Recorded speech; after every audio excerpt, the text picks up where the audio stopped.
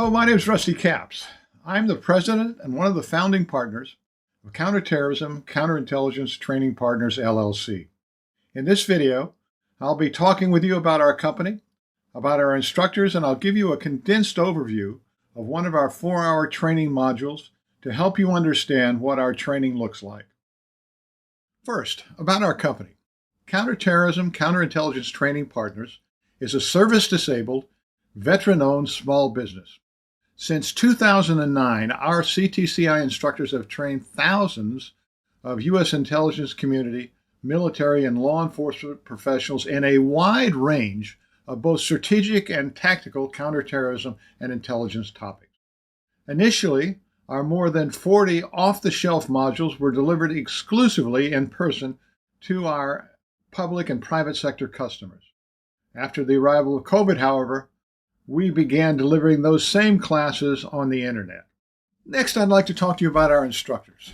To teach with us here at Counterterrorism Counterintelligence Training Partners, you have to have practical field experience in the professions that we teach. All of our instructors are intelligence, counterterrorism, counterintelligence, or law enforcement veterans who have more than 200 years of cumulative professional experience. Now let me introduce the crown jewels of CTCI Training Partners, our very talented instructor. The first instructor I'd like to talk to you about is Connie Huff. Ms. Huff is a retired U.S. Army intelligence officer who worked on counter-espionage investigations for more than 25 years. She's a graduate of the FBI National Academy and was the senior counterintelligence investigator on an espionage case that convicted an Army soldier of spying for Iraq during Operation Desert Storm. For her role in that espionage case, she was named the Department of Defense Investigator of the Year in 1992. Ms. Huff was later assigned as a senior instructor at the U.S. Army's Advanced Counterintelligence Training Course, where she trained Department of Defense military and civilian special agents in advanced counterintelligence skills. Our next instructor is Gina Bennett. Ms. Bennett is a retired CIA counterterrorism specialist and member of the Senior Analytics Service who served 34 years in the intelligence community. She authored the first warnings in the early 1990s about the growing danger from Al-Qaeda and Osama bin Laden.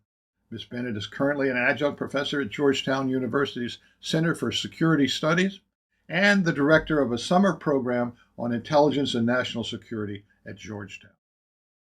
Our next instructor is Cindy Storr. Ms. Storr was an all-source analyst at the CIA from 1986 to 2007 and was promoted into the Senior Analytical Service in the CIA. Ms. Storr was part of a team that developed and taught the CIA's first terrorism analysis course. She is currently a consultant to the International Spy Museum in Washington, D.C., and is an adjunct professor at Johns Hopkins University. Our next instructor is Daniel J. Mulvaney.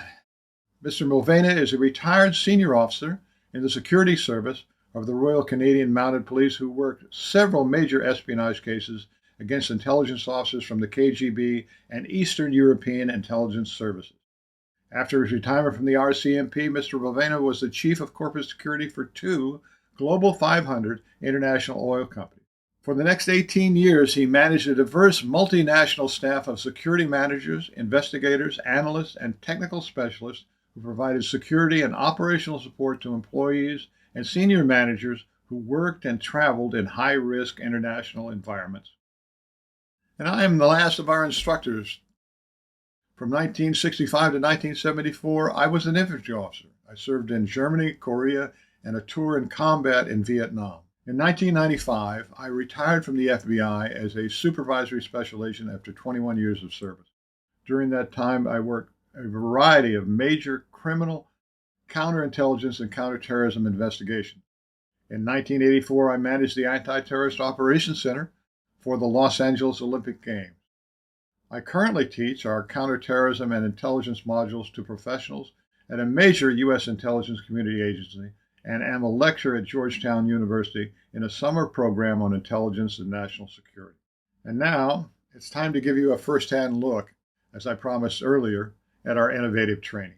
To do that, I'm going to take you through an abbreviated running of one of our 4-hour modules. In this module, we're going to condense a 4-hour presentation that we've given for a number of years and are continually required to update on the evolution of Middle Eastern terrorism and Middle Eastern terror groups. It's particularly relevant to us today because everyone's asking the question, why did Hamas attack Israel on October the 7th, 2023? And this particular module addresses that question in detailed terms, and we're going to give you a Cliff Notes version of that today. I've been asked numerous times to explain the background of the Hamas attack on October the 7th and what is the story of the conflict between Palestinians and Israelis. And it's a very complex answer to that question. But first, let me give you a quick look at, in case you've forgotten, what that particular attack looked like on the morning of October 7th. It began at 6:30 in the morning when Hamas fired a barrage of about 2,500 or so Iranian-made rockets from Gaza at targets inside Israel. Now, those are not guided systems. They are fired in a general direction and they hit wherever it is they're going to hit. And I'd say another thing about this particular barrage. It was not meant to be particularly effective, but to basically distract the Israelis, the Israeli intelligence, and particularly the Israeli Defense Force, the IDF. The Iron Wall, which had been built for several $billion around Gaza, was attacked in at least 30 different locations, breached, and numerous Hamas terrorist operators stream through those breaches.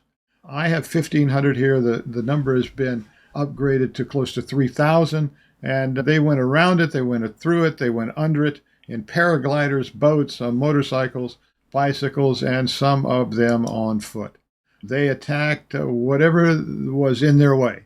A music rave, a music concert, police stations, kibbutzes, people on the streets, people traveling in automobiles. Anyone they encountered, they attacked, killed if they could, certainly wounded, and took hostages as well. Both Hamas and the leadership in Israel have declared war on each other as a result of this particular attack, and the Israelis are pursuing it with tremendous force in Gaza right now. I am continuously upgrading the casualty counts. Upwards of 29,000 Palestinians have been killed to this point, 51,000 injured, and 1.9 million of the 2.3 or 4 million Palestinians that live in Gaza have been displaced, their homes destroyed. Israeli casualties, up to the point that I'm making this video, 1,116 dead. About 120 of those are IDF soldiers and officers that have been killed in combat since their response started on October the 7th. Initially, the numbers were 845 civilians, 350 troops, police, and security personnel were killed. 6,400 or so wounded, and Israeli men, women, and children were taken hostage. 80 or so have been returned at this particular point. This is a look at one of the breaches that they made in the Iron Wall with a caterpillar that knocked it down and allowed Palestinian fighters, as well as a number of civilians, to pass through the wall itself.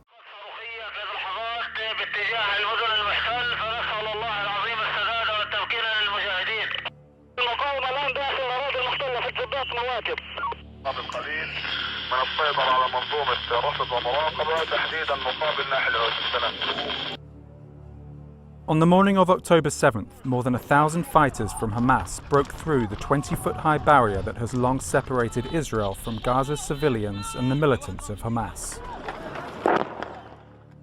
A $1 billion upgrade in 2021 outfitted the barrier with what Israel said were cutting-edge surveillance tools, a deep underground concrete layer to block Hamas tunnels, and remote control machine guns above ground.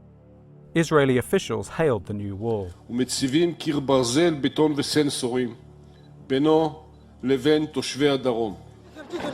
The surprise attack on October 7th was the deadliest single assault in Israel's history. So how and why did Israel's vaunted defences fail, allowing Hamas to pull off its shocking assault? To answer that question, The Washington Post analysed hundreds of videos and photos posted on social media, including visuals of the attack and the preparations that preceded it. We examined maps and planning documents recovered from slain Hamas fighters, reviewed videos and audio recorded by militants' body cams and Israeli security cameras, and spoke to witnesses. Our reconstruction shows how Hamas fighters quickly neutralized key parts of the so-called Iron Wall, exploiting vulnerabilities created by Israel's dependence on technology and remotely monitored surveillance equipment.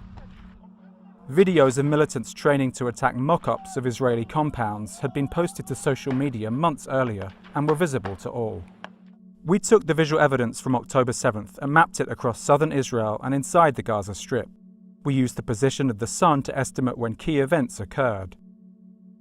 We located footage from 14 breaches determining where they occurred, from the Erez crossing in the north to Kerem Shalom in the south.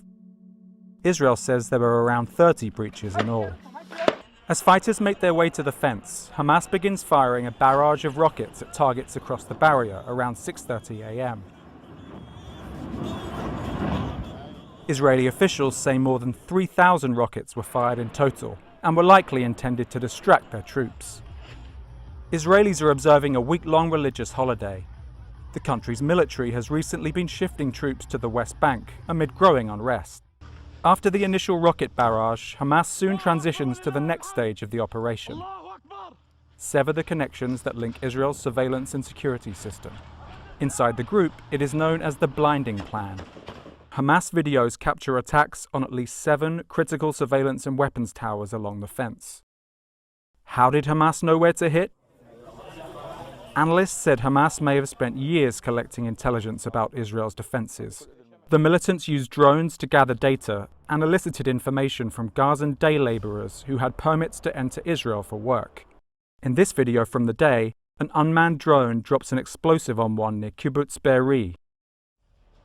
Training videos recorded before the attack show fighters had practiced dropping explosives from inexpensive Hexcopter drone models and launching fixed-wing Zuari suicide drones. Some of these towers house speed surveillance systems, which contain HD cameras, laser and infrared sensors, and radars, and can see people almost 6 miles away, according to the manufacturer.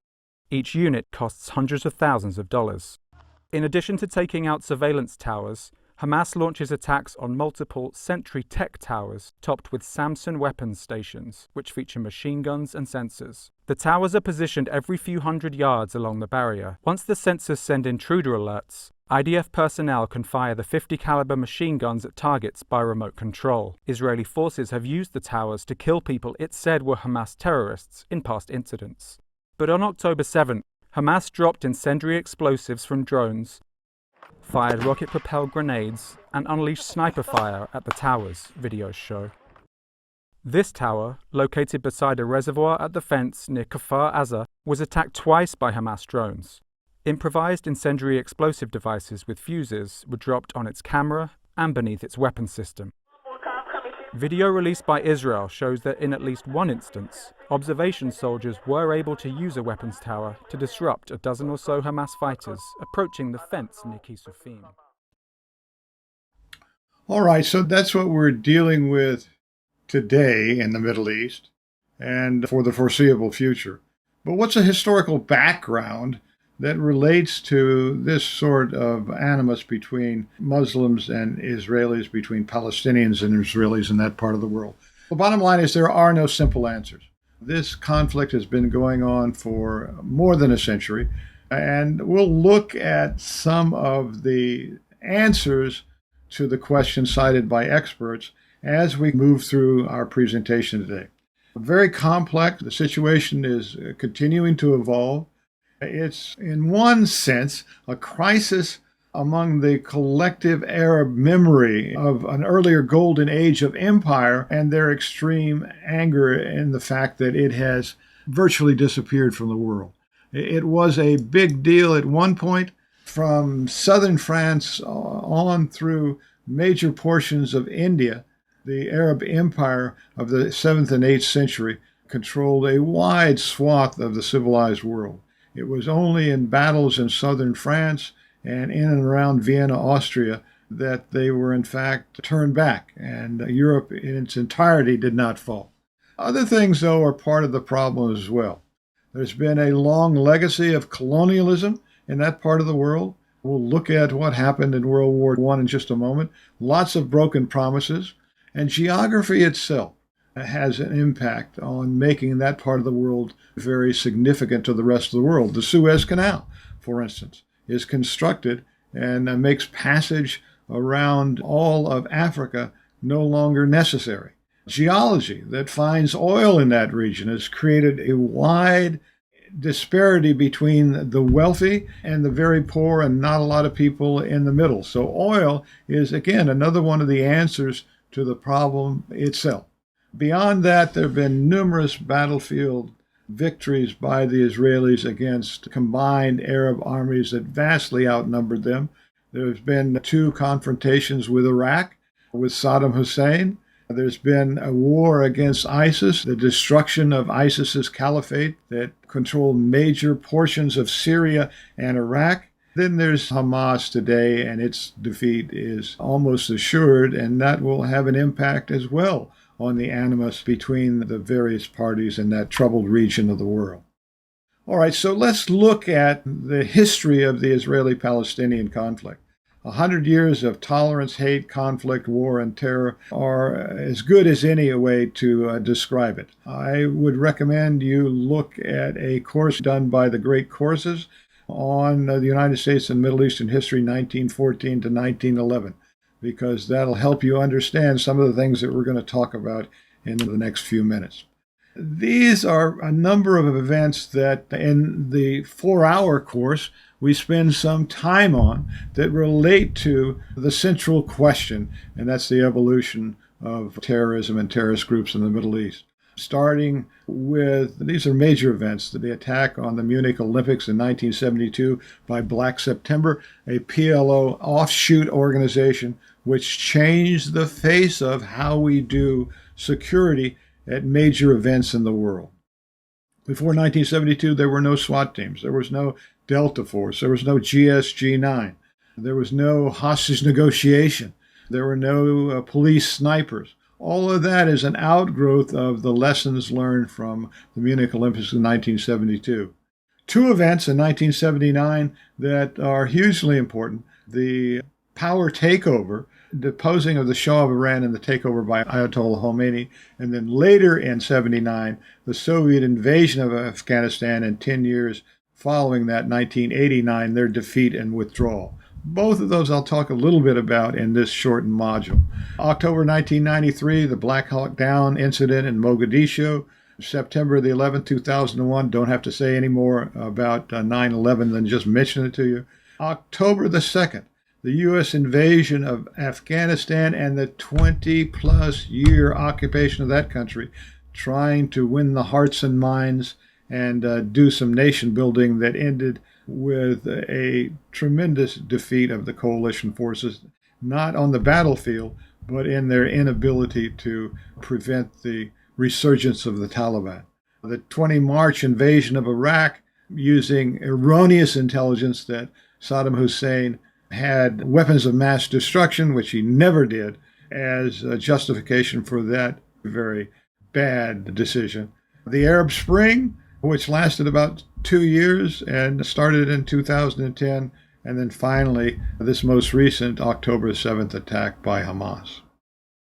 You can see by this slide that the problems in the Middle East are as a result of great powers, competitions, and treaties and agreements. Over 100 years ago, the Sykes-Picot Treaty during World War I divided up that part of the world between the British and the French. And it's literally true that these divisions were made without any understanding of the peoples on the ground, of the families, of the tribes, of the clans. And so they typically crossed areas that split apart tribes. And one half of a tribe or a quarter of a tribe would be in the French zone, another would be in the British zone. Not a good way to deal with the realities on the ground. The second of the 2 major diplomatic initiatives would be the Balfour Declaration. It comes in November of 1917, about a year or so after the Sykes-Picot Treaty. It basically is an effort by the British government to make Zionists in the United Kingdom and elsewhere in the world happy by saying that they look favorably on the establishment of a home for the Jewish people in the Palestinian Mandate, which they control. They try to have it both ways by saying that the establishment of that particular entity is not going to be allowed to affect or prejudice the rights of peoples that are already existing in that particular part of the world, either their civil or religious rights. And so this sets the stage for what is going to be a series of, first, rather smallish, but eventually rather large immigration into the Palestinian Mandate by Jews, primarily Jews from Russia, driven by, first, a series of different programs carried out under the authority of, if not the direct orders of, the Tsar's government. Jewish settlements, primarily in the Vale or the Ukrainian part of what was the Russian Empire at the time, are going to be attacked by the police, by Cossack troops, and this is going to cause them to do what's necessary to leave the area. At the beginning of 1800, there were 5,000 Jews living in the Palestinian Mandate.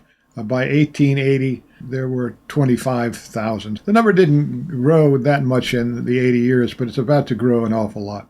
And the first Aliyah, which occurred between 1882 and 1904, 20 to 30,000 Jews are going to leave Russia and eventually make their way to Palestine.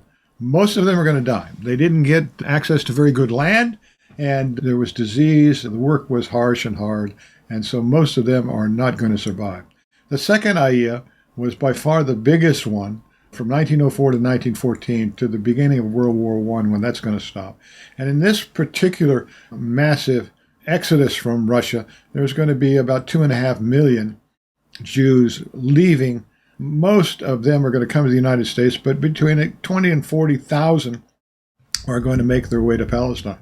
Now, this group, the second Aliyah, is going to survive in Palestine and be there throughout the early part of the century, throughout World War I, and be a part of what the Balfour Declaration says is going to be a homeland for the Jews.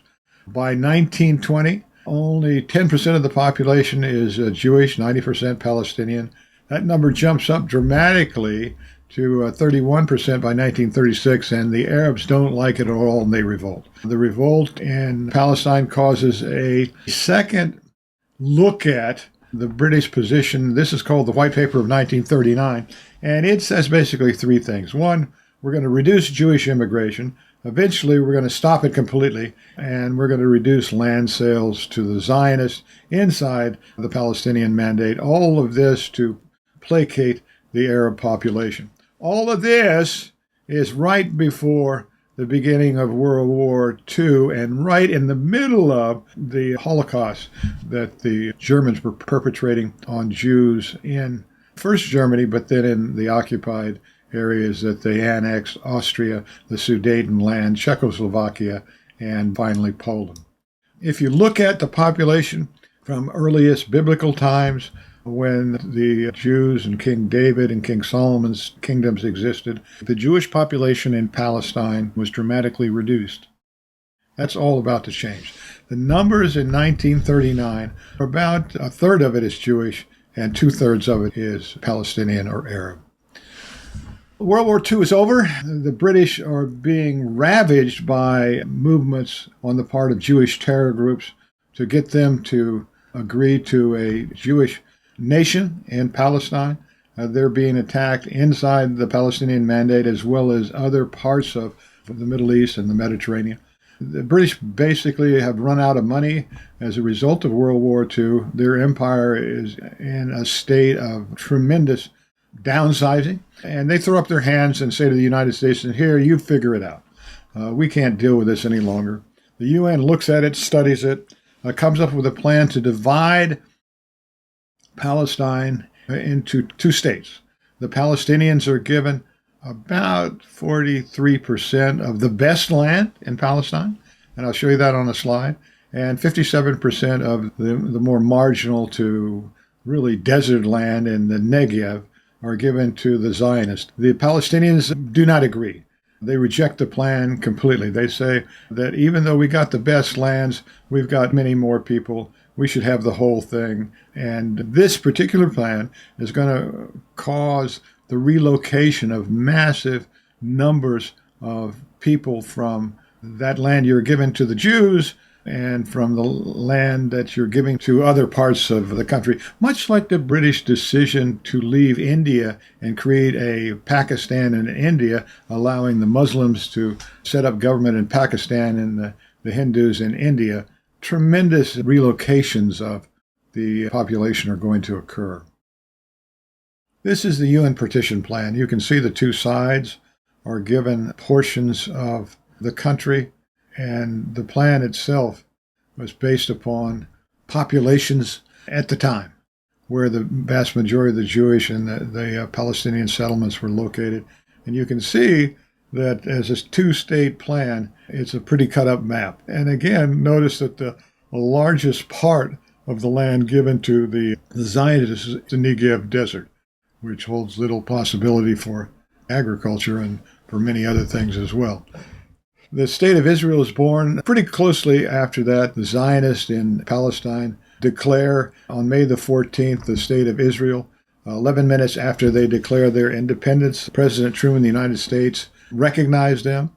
And on that same day, the armies of Lebanon, Saudi Arabia, Yemen, Syria, Iraq, and Egypt attacked the new Jewish state from all sides and lose decisively the first Arab-Israeli war. And that's going to be a trend that you're going to see as we go along.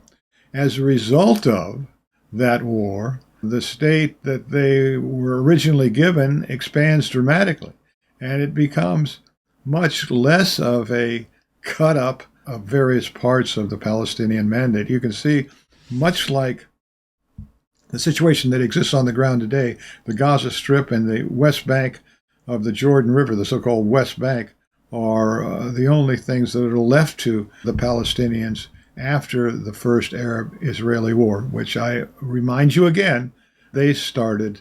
And I'll also say to you that they would accept without question, as quickly as they could, the original United Nations proposal if they could get that today. Not going to happen.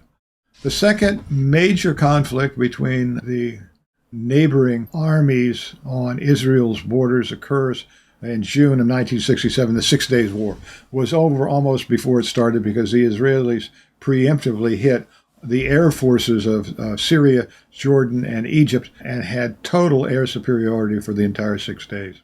Lots of troops deployed on both sides.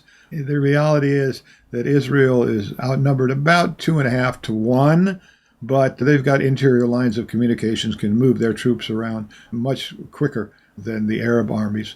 You can see in terms of aircraft lost what the first hour and a half or so of the war meant to the combined Arab air forces. Tanks lost, again, another extraordinarily different picture. All of the hundreds of the Arab tanks, they didn't even count them, there were so many of them.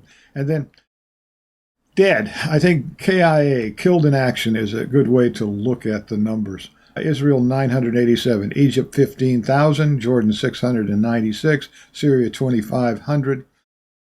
Total of 18,000 killed in the Arab armies to just a little bit less than 1,000 for the Israeli Defense Forces. A remarkably complete victory.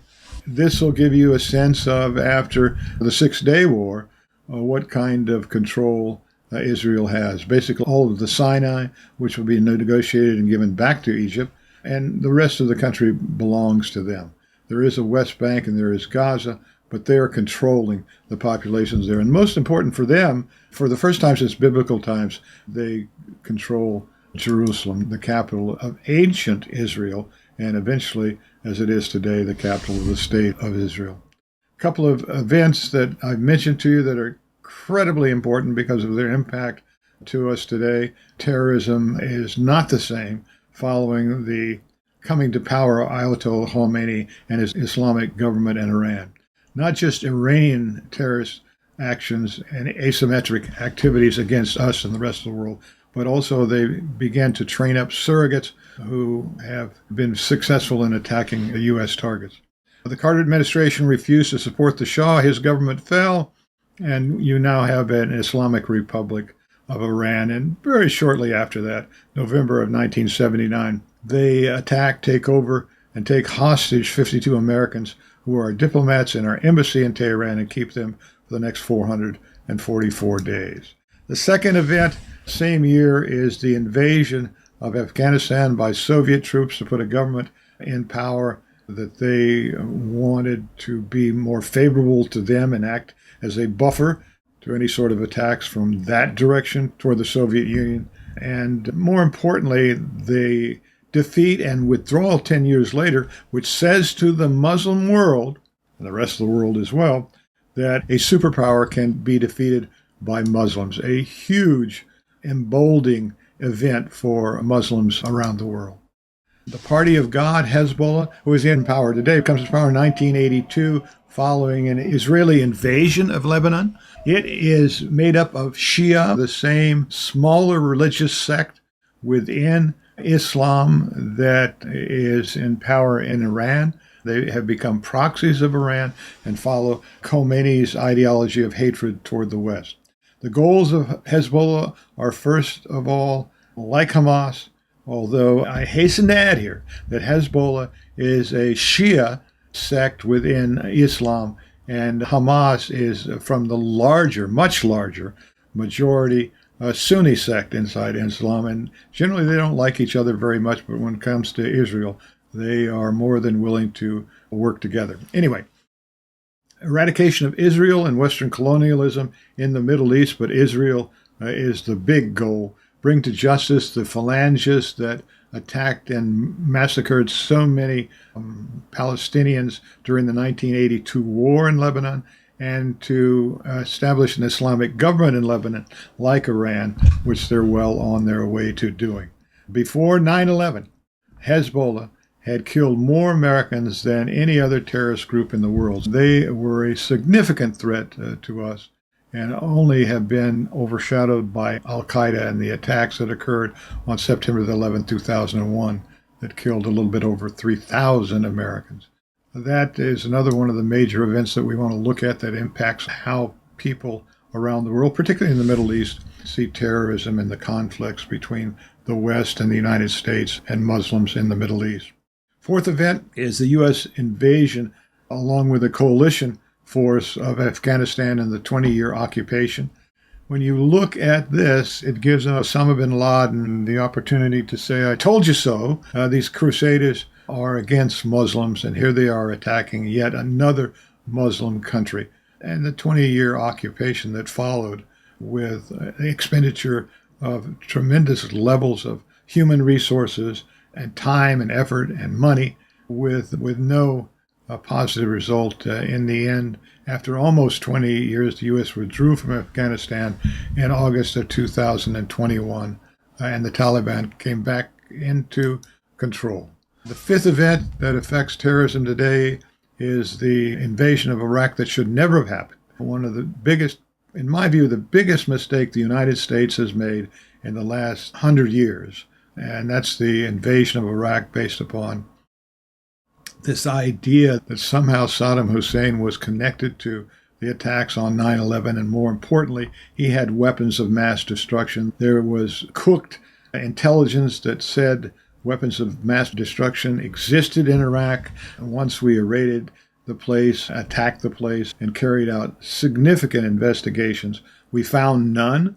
And I think as importantly as that, we came up with a program to throw all of the administration of the government in Iraq out because they were Ba'athists, members of the party that Saddam Hussein was the head of. If you'd been a member of that party, you could no longer be in government, and that was all their expertise. Also related to the military. And there were all these people out of work and were ripe for recruitment by the terrorist group that eventually became known as ISIS. Now, one thing to keep in mind when you look at Iraq, Iraq is another one of these countries with a vast Shia minority and leans toward Iran. The Sunnis in Iraq are only about 30%. with the Shia making up 70% of the population. They were not in power and were held down, kept down by Saddam Hussein. But once he left and we installed free and open elections, they got elected, and they have since been much closer to Iraq, to our ultimate disadvantage. We withdrew our troops in 2011, saying that we had done everything we came there to do, which in the vacuum allowed ISIS to rise up, form the caliphate that extended across the border to both Iraq and Syria, and required us to go back in and with the Kurds began a military operation to basically destroy ISIS. We didn't do that, but we certainly destroyed the caliphate. The sixth event that I know you remember, but you probably don't have enough information to understand it very well, is the Arab Spring. It starts in Tunisia when a street vendor by the name of Mohammed Bouazizi immolated himself because he couldn't get the government to give him a permit to keep operating his vegetable stand. That immolation and the story on social media that accompanied it caused protests to erupt all over northern Africa into the Middle East. And governments began falling: Morocco, Libya, Egypt, Yemen, and a civil war broke out in Syria, and Bashar al-Assad's government almost fell.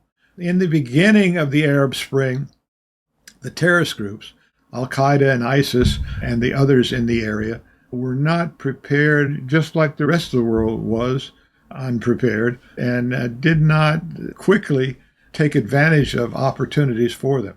But that didn't last very long. And the Arab Spring itself didn't last very long either, a little bit less than 2 years. But out of the Arab Spring, it spawned the civil war in Syria and the rise of ISIS as a result of that particular civil war, causing such extensive levels of unrest. When you look at the post-Arab Spring Middle East, there are a number of things that you can conclude. First of all, Libya and Muammar Gaddafi is gone. Libya is still in anarchy, sliding into more and more of an unsettled situation. The civil war in Yemen continues to take lives. Most recently, the Houthi rebels have been firing missiles and attacking ships off the coast of Yemen, causing some major shipping lines to stop using that particular route. Iraq continues to lean toward Iran because of that Shia population I mentioned to you. Turkey continues to oppose a Kurdish state, and our exit from Afghanistan was not orderly at all. It was an unmitigated disaster. And Saudi Arabia is very distressed about the U.S. reduction in presence in the Middle East as it relates to their own national security. And they're negotiating new alliances. One of them has been a covert alliance with Israel that has been put on hold as a result of Israel's response to the October 7th attacks. But expect that alliance to not go away. The Russians themselves, who had a huge presence in Syria, have reduced that dramatically because of their involvement in their losses in the Ukraine. And Iran is filling that particular void because they also are supporting the government of Bashar al-Assad, as the Russians did. As I look at the things we've talked about in this short time we've been together, I want to reiterate to you a couple of them. First of all, the story that I have laid out for you is very complicated, exceedingly complex. And even in our 4-hour module, it's difficult for us to get deep into that complexity. Both sides, both the Palestinians and the Jews, have legitimate claims to the land. They've both been there for centuries, and they both have excellent arguments. But solutions to the current conflict between them are highly unlikely because of a combination of years and years, decades, centuries even, of extraordinary hatred, of ignorance, of arrogance, lies that they've been told, and their inability to communicate effectively with each other, short of attacking each other.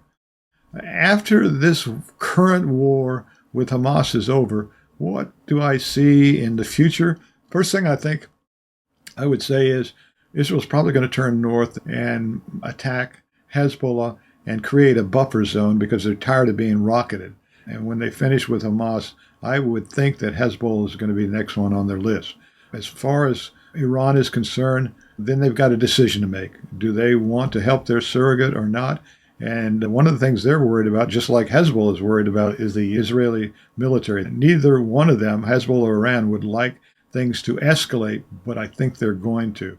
Saudi Arabia is a very pragmatic place. They've been supporting Hamas with money for years, but they recognize how powerful Israel is, not just their army, that can be a part of the national security of Saudi Arabia as they see the United States withdrawing from that part of the world, but more particularly their economy. Israel has a tremendous technological base and economic base, and Saudi Arabia wants to have closer economic and security ties with them. So while in the short term, Saudi Arabia is not going to continue their sub-rosa diplomatic initiatives with Israel, I expect in the medium term that to begin again.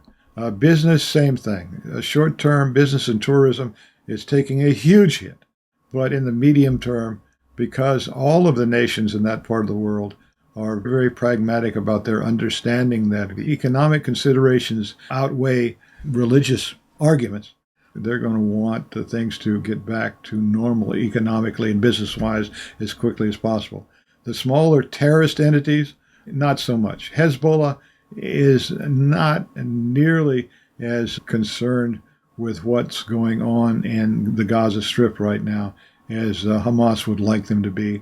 And I think that Hamas is going to be the ultimate loser. They're going to be around, but I don't think that they're going to be reelected again to be the government in Gaza, but we'll see. All right, that's it. That gives you a sense of what our 4-hour module on the evolution of Middle Eastern terrorist groups would look like. Thanks for listening.